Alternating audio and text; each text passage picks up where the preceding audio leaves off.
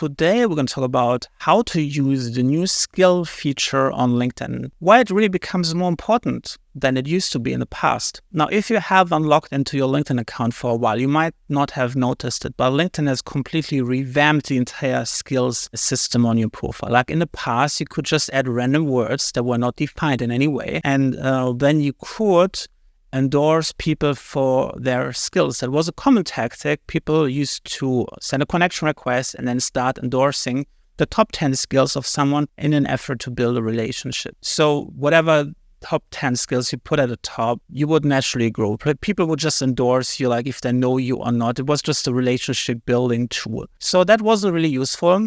Like everyone could have their own little unique way of spelling like a word. Like some person might use like marketing, another person might have said expert in marketing or whatever the skill name.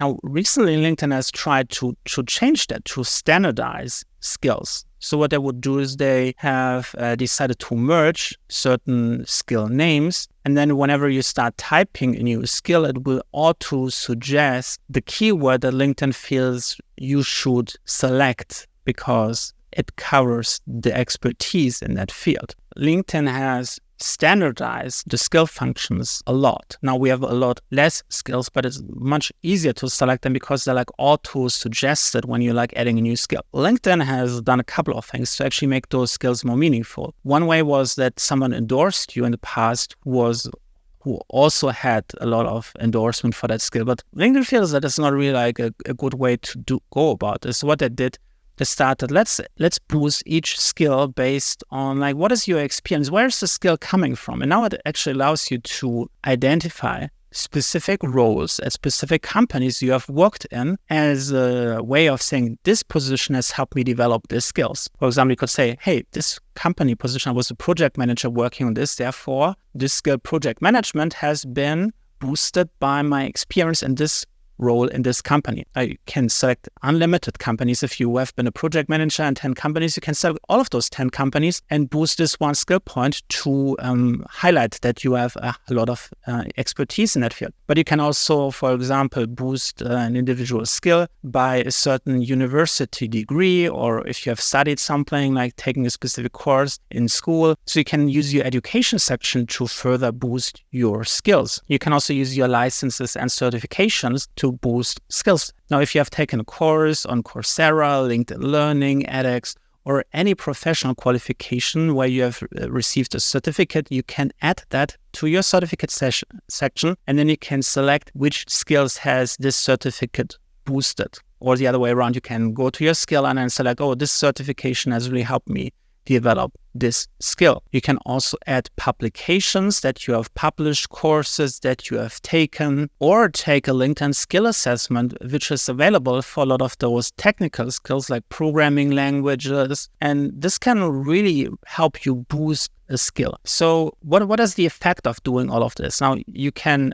have more standardized skills on your skill section. Each skill where you have added relevant like background information about like companies you have obtained those skills, education, certificates, publications, courses, or skill assessments, it will make this skill more prominent. Now, instead of having some random person endorsing it, you actually have some paper trail to back it up. You can say, hey, I've done those on those courses. I have obtained a certificate. Therefore, I'm qualified in that skill. So this will make the skill more important and more valuable in LinkedIn's eyes and also to others. For one, it will be more prominently highlighted on your profile why you're qualified in that. So it's not just some random person have endorsed you, but you have proof that you are knowledgeable in that skill based on certain recognized institutions that have endorsed you in that skill, so to say. So that makes it also more likely that recruiters, when you're looking for a job, can search by those qualifications. They can see what it is backed up with, meaning when they're looking for a highly qualified person in a specific skill tree, and they see that you have like a long paper trail, they're more likely to reach out to you and like ask you to apply for a certain role because they see the skill. You seem to have a lot of background information to back this up. It's not just like a small skill with like a few endorsements.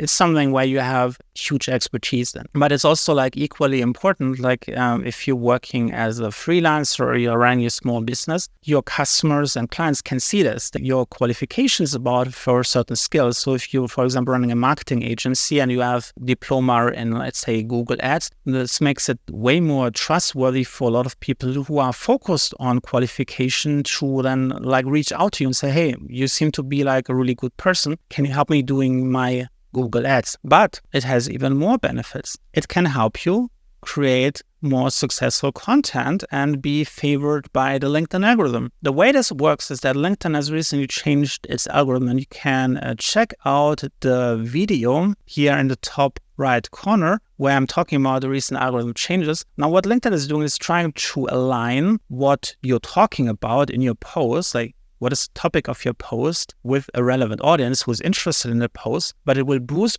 content by people who are also qualified in that post. So for example, if you want to talk about Google Ads and your profile is in alignment, you're having a Google Ads agency, you're talking about Google Ads in your LinkedIn creator profile hashtags, you have all the relevant experiences in your experience section, you have certificates to back this up, and you have the skills that align with all of that, then your content is more likely to be shown to someone who is interested in Google Ads over another person who is less qualified. So just by being more qualified, your content will be boosted on LinkedIn. So this is really a really important factor why you might want to work on the skill section and like give it like a brush up and add relevant like certificates, publications, and courses, and align all of your previous work experience and education sections with your skill trees to actually make it more outstanding and more in alignment. This has positive impact in every aspect on LinkedIn.